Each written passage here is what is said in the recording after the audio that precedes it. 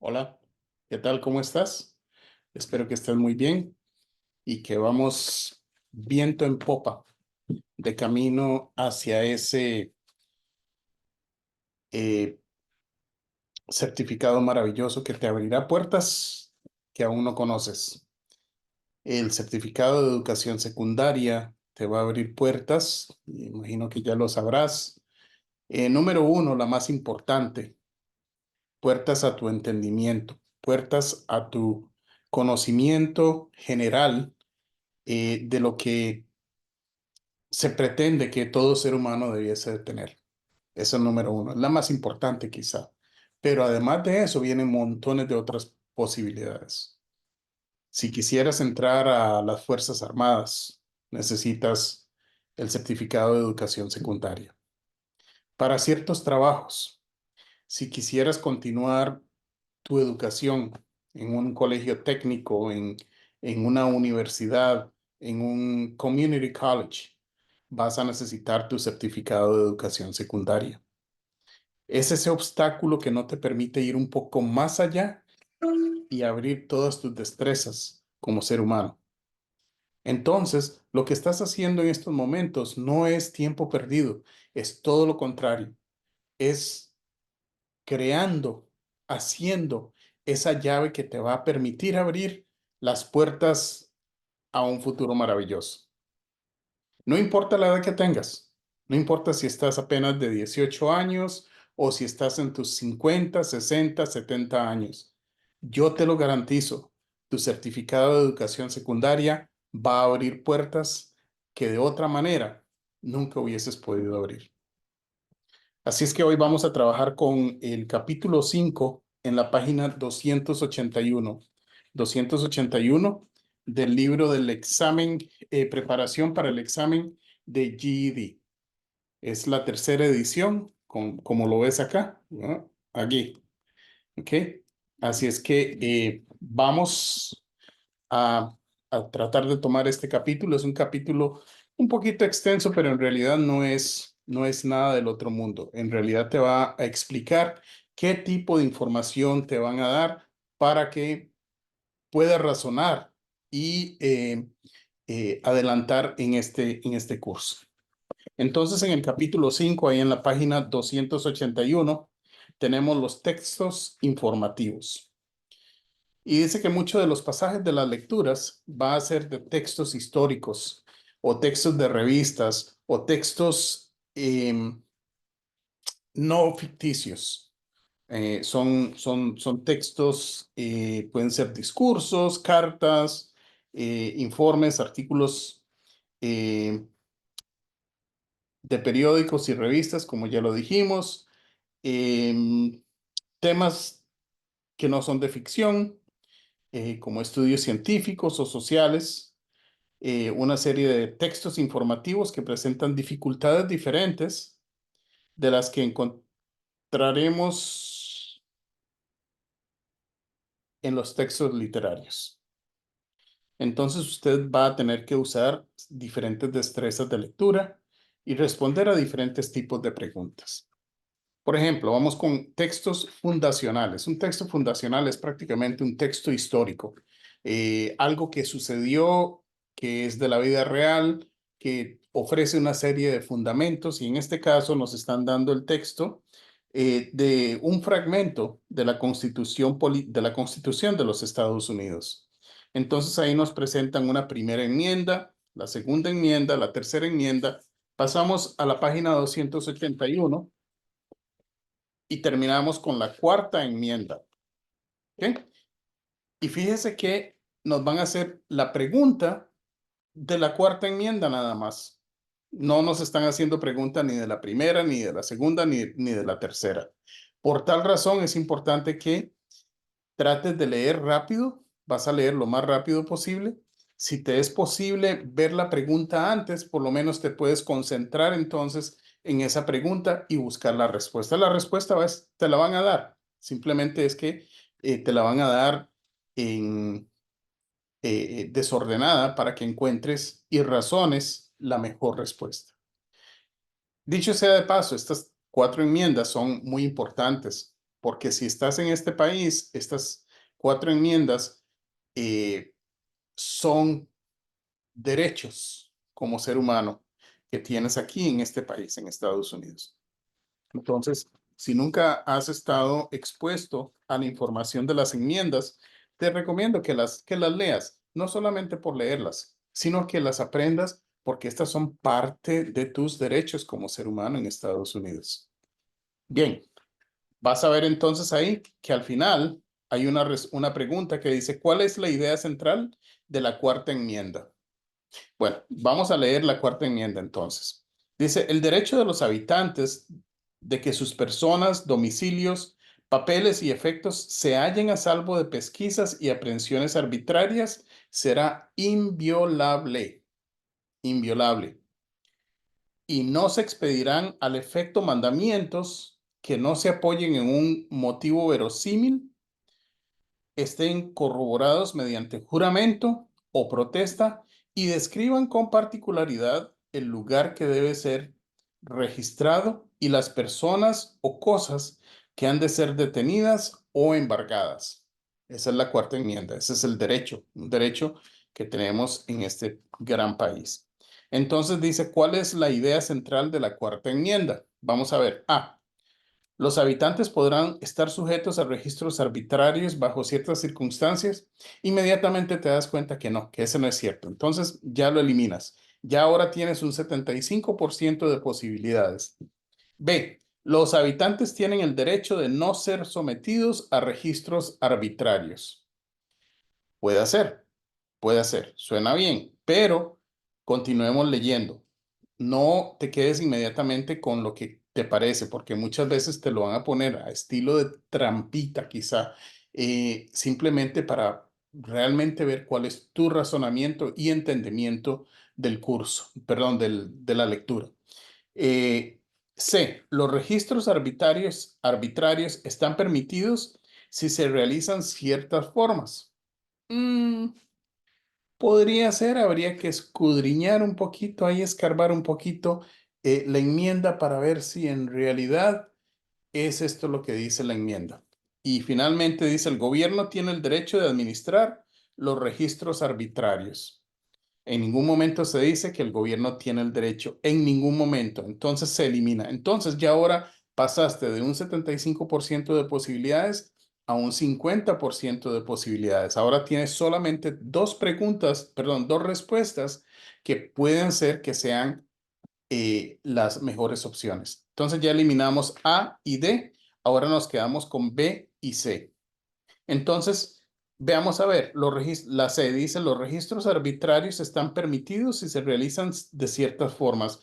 Sí se dice eso ahí donde se habla que no se expedirán al efecto mandamientos que no se apoyen en un motivo verosímil. Verosímil es verdadero. Estén corroborados mediante juramento o protesta y describan con particularidad el lugar que deba ser registrado. Pues sí, pero no tiene tanta fuerza. Veamos la B, dice, los habitantes tienen el derecho de no ser sometidos a registros arbitrarios. Esta es la respuesta correcta, porque ese es el derecho. Eso es lo que la cuarta enmienda dice. Nosotros, habitantes, tenemos todo el derecho de no ser sometidos a un registro arbitrario. ¿Te das cuenta? Entonces, esa es la forma en que vas a leer tus textos y vas a buscar la mejor respuesta. Bien, viene la otra opción que es la de inferencia, ahí en la página 282, inferencia de relaciones entre las ideas. Y algunas veces las ideas, especialmente en los textos de no ficción, los autores relacionan ideas entre sí para respaldar un punto de vista o avanzar una tesis. Algunas de las formas en que las ideas pueden estar relacionadas son causa y efecto, comparación y contraste, ideas paralelas. Entonces vamos a ver ahí en la página 282, causa y efecto. A menudo las ideas están vinculadas entre sí por relaciones de causa y efecto. Es decir, una idea o acontecimiento o tendencia es la causa de una segunda idea o acontecimiento o tendencia. La segunda idea es un efecto, una consecuencia de la primera idea. Este tipo de relación entre ideas se encuentra con frecuencia en textos de no ficción, ya se dijo esto anteriormente, y en particular en discursos. Los discursos son excelentes precisamente para ello, porque ayuda a las personas que están escuchando a poder hacer las comparaciones entre una cosa y la otra, la causa y el efecto. Entonces, por ejemplo, veamos acá, antes de leer las instrucciones, vámonos a la pregunta. Dice, ¿cuál es la relación de causa y efecto descrita en este pasaje? A, entre el crecimiento del empleo y los políticos. B, entre una economía débil y la falta de empleos. C, entre los políticos y una economía fuerte. Y D, entre la falta de empleos y una economía fuerte. Bueno, teniendo en mente las preguntas, vamos a leer rápidamente el texto. Dice, conciudadanos, estoy hoy aquí para defender mi posición. En la actualidad, la gente no tiene suficientes empleos en nuestro estado. Pero el problema del desempleo no se resolverá hasta que consigamos que nuestra débil economía se ponga de nuevo en marcha. Otros políticos hablan también sobre el fortalecimiento de la economía, pero no tienen ningún plan para hacer que ésta suceda. Es por eso que estoy proponiendo nuevas medidas que afectarán positivamente la economía y las perspectivas de empleo. Estas medidas tendrán un impacto directo en su bienestar. Voten por mí en las elecciones de noviembre. Me comprometo a hacer todo lo necesario para estabilizar la economía y crear más puestos de trabajo. ¿Ok? Ese fue el discurso. Entonces veamos a ver cuál es la mejor opción. Dice, entre el crecimiento, ¿cuál es la relación de causa y efecto descrita en este pasaje? A, entre el crecimiento del empleo y los políticos. No, en realidad no. B, entre una economía débil y falta de empleos. Puede ser. Veamos a ver, entre los políticos y una economía fuerte. No, no se habla de políticos ni se habla de economía fuerte. Por el contrario, es una economía débil. Y dice, entre la falta de empleos y una economía fuerte. Bueno, hay falta de empleos, pero no hay economía fuerte, hay una economía débil. Entonces, en este caso, la B es la mejor opción. ¿Te das cuenta? Esa es la forma entonces en que vas a atacar, eh, entre comillas, por así decirlo, una de tus preguntas, para que de esa manera puedas entonces resolver las respuestas adecuadamente. Te recomiendo que leas el siguiente párrafo, el siguiente texto en la página 283 y hagas el ejercicio tal como lo hicimos ya anteriormente. Bien, comparación y contraste. La primera era causa y efecto, ahora es comparación y contraste. Frecuentemente un autor usa relaciones de comparación y contraste entre las ideas contenidas en un pasaje. Al establecer este tipo de relación, el autor nos explica por qué dos ideas son similares o son diferentes. Pasamos a la página 284. Ahí hay instrucciones para resolver. Una vez, vámonos de una vez a la pregunta. Dice, ¿cuáles son las ideas que se contrastan en este pasaje? Las diferentes formas en que los animales ven, oyen, cazan o se mueven. Aquí está interesante y fácil, porque vamos a ver dónde está el contraste en el texto. Entonces ya ves que vamos a ir buscando la respuesta entre el texto. Y el texto dice, párrafo 1, los animales cazan de diferentes maneras. Algunos animales lo hacen a través del olfato. Los perros pueden olfatear el alimento incluso si éste se encuentra muy alejado. Otros lo hacen a través del oído. Los murciélagos pueden oír y cazar insectos en la oscuridad. Párrafo 2 dice, los halcones cazan con los ojos por la agudeza de su visión.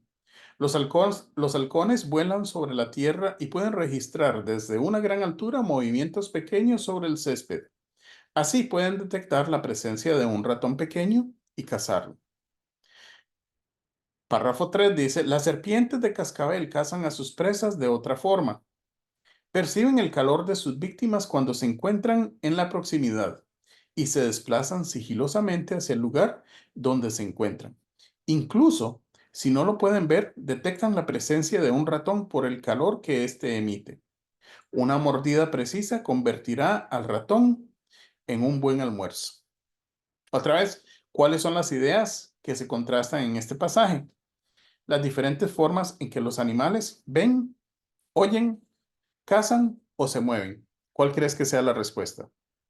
Si dijiste C, esa es la opción correcta, porque se nos habla de todo un poco, se nos habla de cómo ven, de cómo olfatean, de cómo se mueven, pero básicamente la idea es cazar. Muy bien.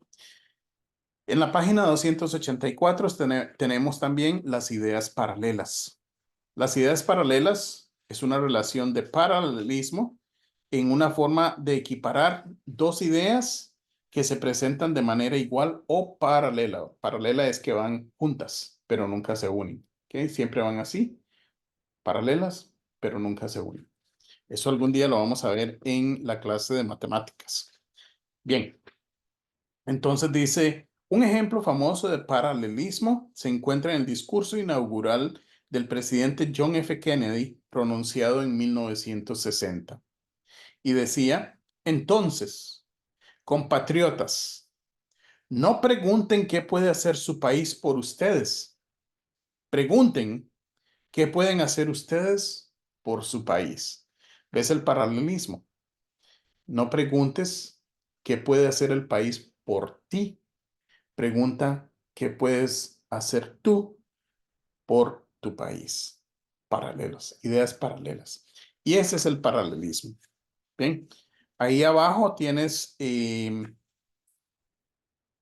algunos ejemplos de paralelismo importantes, interesantes. Léelos y simplemente tenlos ahí en tu mente de que esta es una opción que también se te puede presentar en el examen. En la página 285 tenemos el punto de vista y propósito del autor. Esta es una cuestión interesante porque el punto de vista del autor muchas veces influye en el texto que se lee. Y entonces, y también cuál es el propósito del autor. Bien, la postura del autor es lo que el autor piensa sobre el tema que presenta. El punto de vista del autor puede ser explícito, puede ser declarado directamente o puede estar disimulado o implícito. Si está implícito, el lector deberá inferirlo a partir de los indicios contenidos en el texto. Entonces ahí tenemos un texto pequeño en la página 285 que dice, Bucarest, la capital de Rumanía, fue oficialmente fundada en 1495 por el príncipe Vlad Tepes. Esta encantadora ciudad, situada a orillas del río Danubio, cobra importancia por ser la ciudad desde la que el príncipe gobernaba. Si bien el príncipe Vlad alcanzó notoriedad por la forma cruel en que trataba a sus enemigos, su reputación inspiró el personaje de ficción del conde Drácula, creado por el escritor irlandés Bram Stoker. Era un sensato y valiente defensor de la gente a la que gobernaba.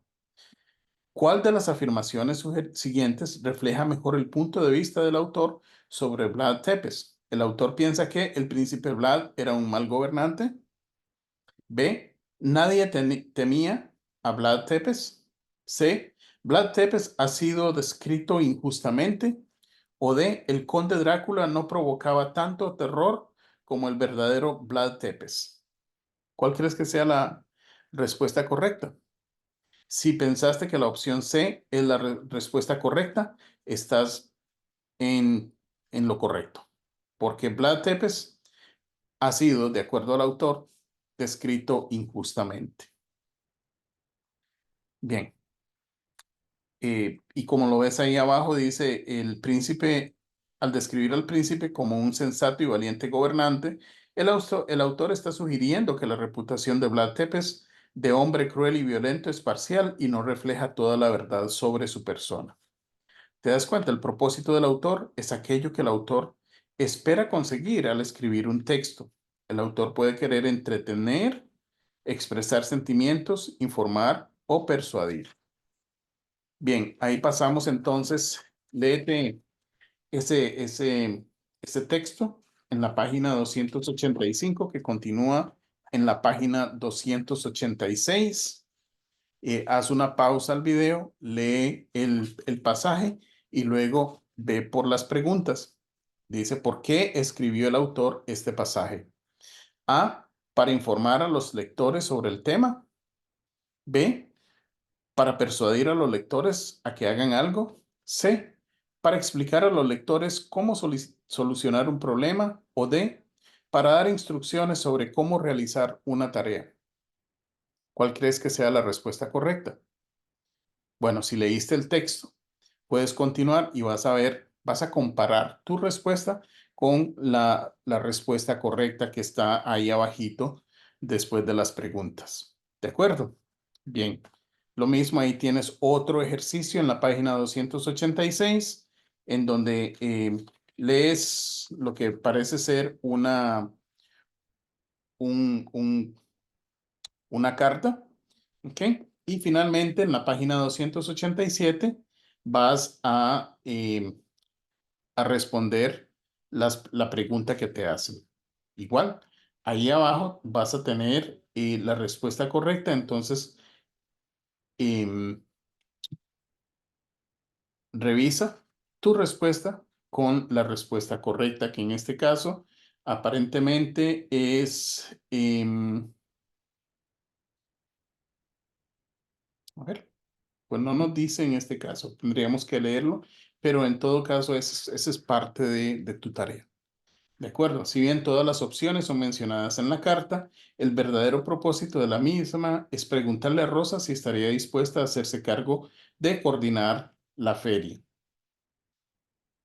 En este caso, deberemos mirar por detrás de todos los temas que se presentan para encontrar cuál era el verdadero propósito de Diana Ramos al escribir la carta. Muy bien. Página 287, análisis de argumentos. Los textos persuasivos, como los discursos, usan argumentos para tratar de convencer al lector para que piense o haga algo determinado. Aprender o reconocer y analizar argumentos es una destreza importante cuando se trata de leer este tipo de textos. El examen de GED contendrá muchas preguntas referidas a los argumentos usados en un texto. Usted deberá ser capaz de reconocer si esos argumentos están basados en razonamientos lógicos o solo reflejan la opción del autor. Conforme vamos en estas lecciones de lectura, hay momentos en que vas a tener que hacer una pausa. Yo no estoy haciendo el trabajo por ti, simplemente te estoy ayudando, te estoy orientando para que vayas haciendo, vayas tomando el hilo de cada una de las lecciones. Es tu responsabilidad y para mí es un privilegio el poder ayudar en algo. Pero haz una pausa, lee, si no lo entendiste, vuelve a leer. En eso estamos. Acuérdate, no estás haciendo este entrenamiento para demostrar de una vez que ya lo sabes. No, estás haciendo este entrenamiento para aprender. Y cuando venga el momento de demostrarlo, lo vas a poder demostrar sin ningún problema. Por eso la práctica hace al maestro. Por eso es que haz una pausa al video, lee el libro, vuelve a leerlo, continúa con el video, retrocede el video. Esa es la belleza de este tipo de educación. Lo haces desde la casa, lo haces desde la oficina, lo haces desde la playa, desde donde estés, no importa. Puedes regresarlo, puedes volverlo a, a poner en funcionamiento mientras vas absorbiendo esta información. ¿Ok? Muy bien. Entonces, ahí estamos en la página 287, los textos, los análisis de los argumentos. Lo mismo, yo te recomendaría que hagas lo mismo si puedes en el examen leer las respuestas que te dan primero. Si no lo puedes hacer, no hay problema, no hay problema. Puedes leer el texto, te vas a las respuestas. Si te es claro, si es una respuesta clara y estás seguro o segura de que esa es la respuesta, la tomas y continúas. Si no estás claro, puedes regresar, volver a releer, pero recuerda que en ese momento el reloj está corriendo, ¿ok? Entonces estás contratiempo. De ahí que tienes que afilar tus destrezas. Muy bien, página 288. Tenemos hechos y opiniones. Cuando analice un argumento, es importante que usted pueda determinar cuáles afirmaciones están basadas en hechos y cuáles en opiniones. Las afirmaciones basadas en hechos pueden ser probadas. Las afirmaciones basadas en opiniones, no. Por ejemplo, ahí hay una lista de opiniones y hay una lista de hechos. Opiniones, tú estás nervioso. Es una opinión. ¿Ok? Hecho, hoy tienes un examen. Ese es un hecho, no, no es una opinión, no se puede em, eh, desprobar, porque se sabe que hoy se tiene un examen y no es cuestión de tal vez pueda ser, no lo sé. Es una afirmación, por tal es un hecho. Pedro es un gran patinador sobre hielo. Podría ser, pero todo depende de, de quién lo vea y quién lo diga. Si lo dice, por ejemplo, una persona que nunca ha patinado y que ve a Pedro medio caminar sobre el hielo, podría decir que es un gran patinador. Pero si es un profesional de patinaje y ve a Pedro que simplemente medio camina por el hielo, probablemente no diría lo mismo. Entonces, por esa razón es una opinión. Un hecho, Pedro ganó un campeonato de patinaje sobre hielo. Nadie lo puede refutar, es un hecho. Y finalmente, Juana ha sido muy servicial conmigo. Esa es una opinión. Y el hecho es, Juana me regaló una nueva computadora. Bien, entonces ahí vamos a ver ejemplos que son evidentes de hechos y opiniones. A veces es más difícil poder discernir cuál es cuál, especialmente en pasajes más largos y complejos. Ahí en la página 289 vas a tener una serie de opciones para en donde vas a encontrar que algunos son un poquito más difíciles de discernir que otros. Veamos el primer párrafo, por ejemplo. Bueno, veamos primero en la página 289, al final, las preguntas, o la pregunta dice, ¿cuál de las afirmaciones siguientes está basada en una opinión? Y uno dice, en los trenes a los afroestadounidenses se les daban asientos separados de los pasajeros de origen caucásico. ¿Ok? Afroamericanos son personas de tez morena, de tez oscura, y personas de origen caucásico son personas de tez blanca sí, blanca. Bien. B. El conductor le ordenó a Douglas dejar el asiento, pero Douglas no le hizo caso.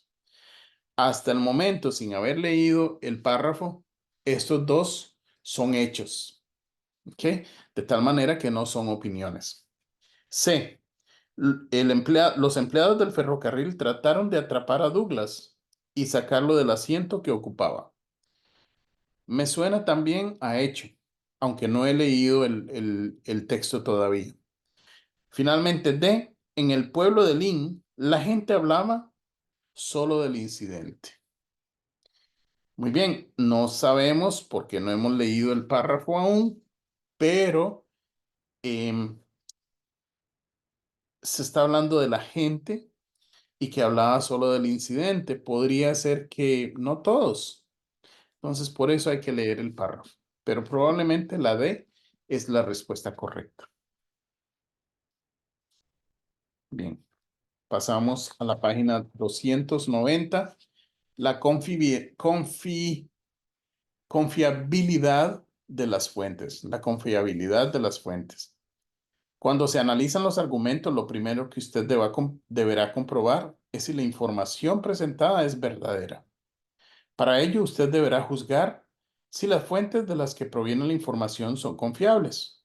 Muchos escritores usan información de fuentes que no son confiables. Esto sucede a menudo en periódicos y revistas, especialmente de segunda y tercera categoría. Esa es una opinión, no necesariamente un hecho. Okay. Por ejemplo, cuando los escritores recopilan información de sitios web de forma poco sistemática, parte de esa información o toda podría no ser verdadera. Cuando analice un argumento de un escritor, trate de averiguar si la información usada proviene de una fuente confiable, especialmente hoy en día. No solo lo vemos en textos, en periódicos, en reportajes, en noticias, lo vemos en las redes sociales. Em, Porque cada quien tiene una opinión y dicen que una mentira repetida miles de veces se transforma en verdad. Entonces siempre hay que buscar la fuente y asegurarse de que sea una fuente confiable, fidedigna. Bien, em, ahí tienen un ejercicio, eh, hazlo. Y si tienes alguna duda, vuélvelo a leer hasta que tengas claro el concepto de confiabilidad, una palabra un poquito difícil para mí de pronunciar, la confiabilidad de la fuente. Pasamos a la página 291. Ahí tienes más ejercicios para asegurarte de que entiendas el concepto. Vamos a la página 292. Viene la evaluación de las afirmaciones. Un autor que trata de persuadir al lector puede hacer muchas afirmaciones. Y si bien algunas de esas afirmaciones pueden ser válidas, otras pueden estar basadas en razonamientos incorrectos, en fuentes no confiables o ser simplemente engañosas. Es tarea del lector, tarea tuya, tarea mía, tarea de cada uno de nosotros que leemos, decidir cuáles de estas afirmaciones son válidas y cuáles no. ¿De acuerdo? Entonces ahí tienes otra vez instrucciones, lees el pasaje y finalmente en la página 293 tienes la pregunta o las preguntas, las opciones para que escojas la pregunta correcta. Bien, en la página 293, técnicas retóricas. Los escritores y los oradores, o sea, las personas que dan discursos, que hablan, usan diversas técnicas verbales para captar la atención de su audiencia, denominadas comúnmente técnicas retóricas.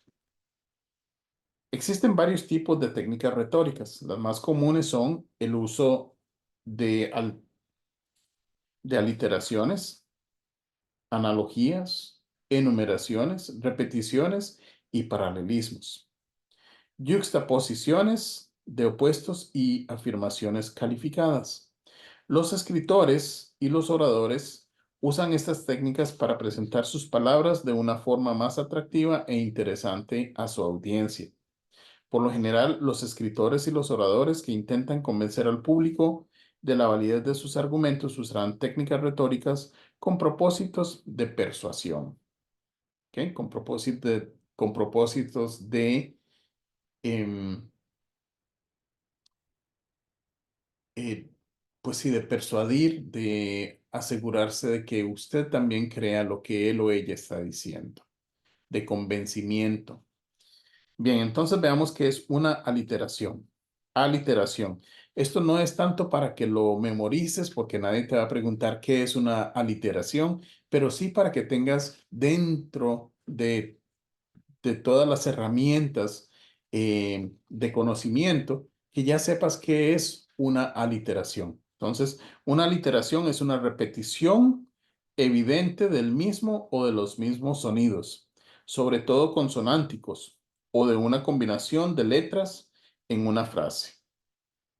La analogía es un razonamiento basado en la existencia de atributos semejantes en seres o cosas diferentes. Analogía, comparación.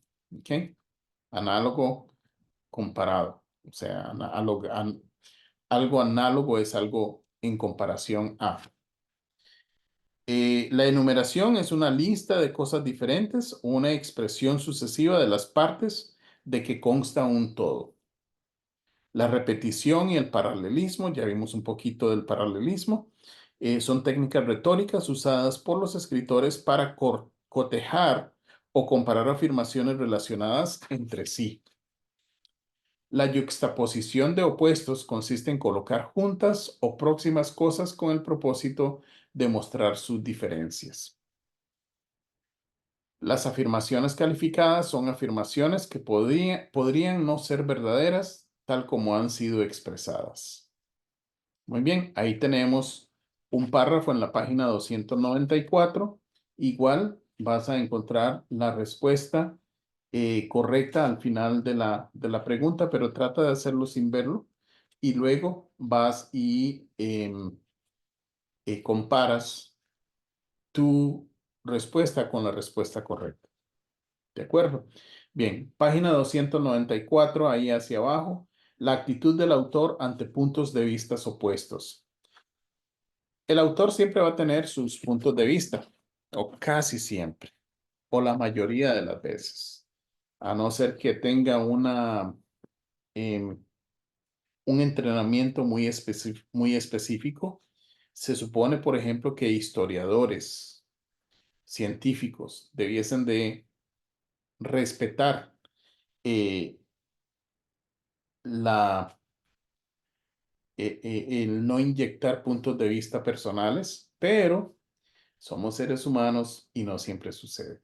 Así es que siempre hay una actitud ante puntos de vista opuestos. Las personas comprometidas con ideas o acontecimientos tienen a menudo puntos de vista diferentes. Un autor que desee describir esos puntos de vista diferentes puede hacerlo de varias formas. El autor o la autora pueden, por ejemplo, tratar de ser objetivos y evitar tomar partido por alguna de las partes. Un autor que apoya un punto de vista particular puede preferir argumentar a favor del mismo. Una forma de hacerlo es privilegiar la evidencia que respalda esa postura. De una, Se dice que un autor que arbitrariamente solo presenta evidencia en apoyo de una postura particular y que limita u omite evidencia que respalda otros puntos de vista, es un autor parcial que ha tomado partido. Cuando analice un texto, usted deberá poder reconocer si el autor ha tomado partido por algún punto de vista particular.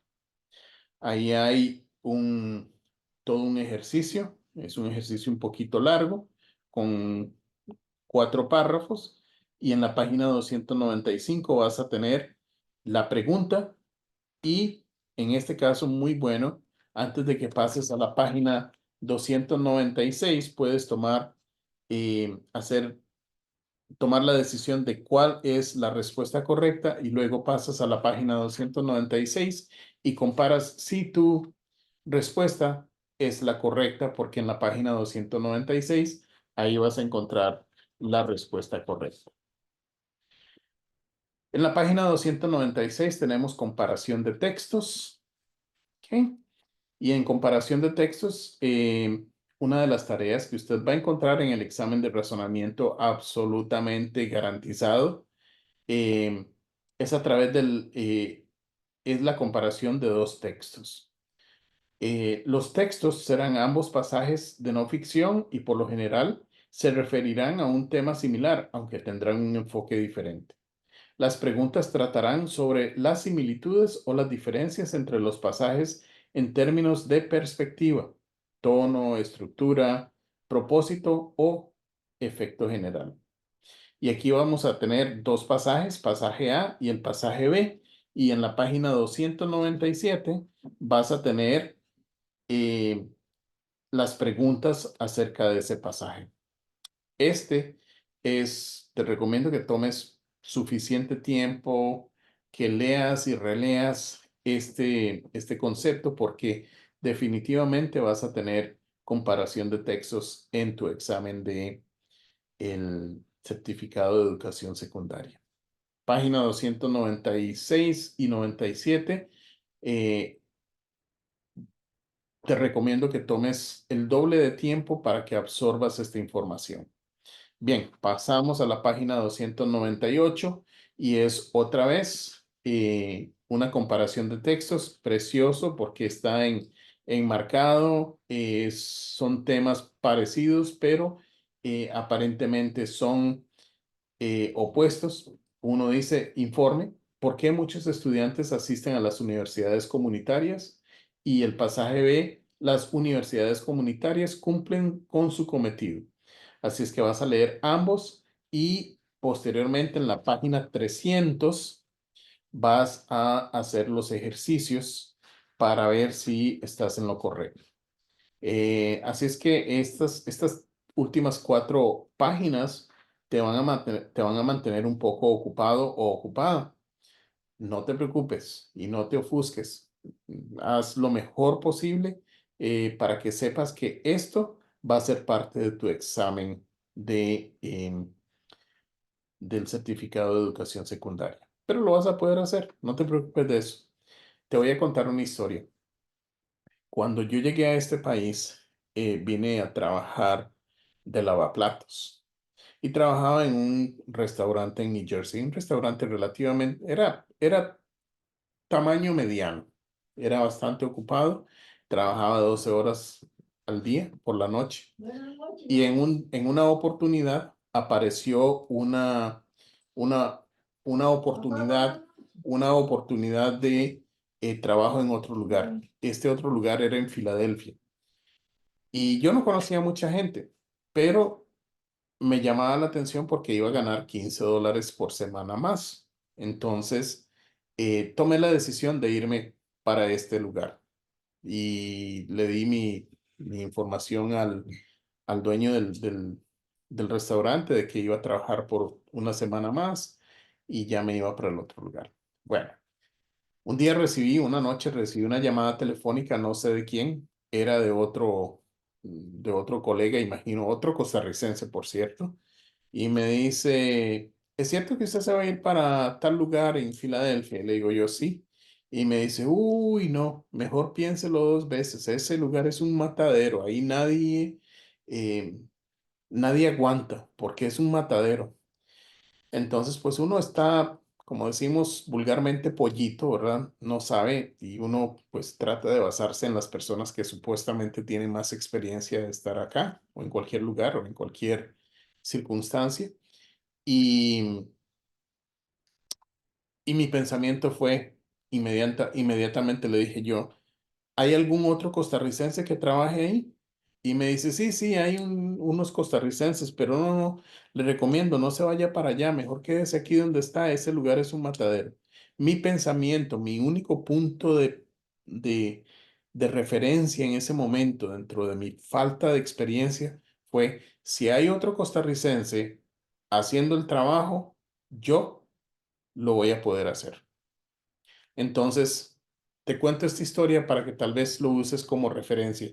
Si otras personas han logrado el certificado de educación secundaria, no hay razón en el mundo, no hay razón en el universo porque tú no lo puedas hacer. Todo lo que tienes que hacer es el esfuerzo y lo que estás haciendo hasta el momento. Sigue hacia adelante. No estás compitiendo contra nadie. No estás tratando de ser mejor que nadie. Estás compitiendo contra ti mismo, contra ti misma y estás en pos de demostrar que eres mejor hoy, mejor que ayer y mañana serás mejor que hoy.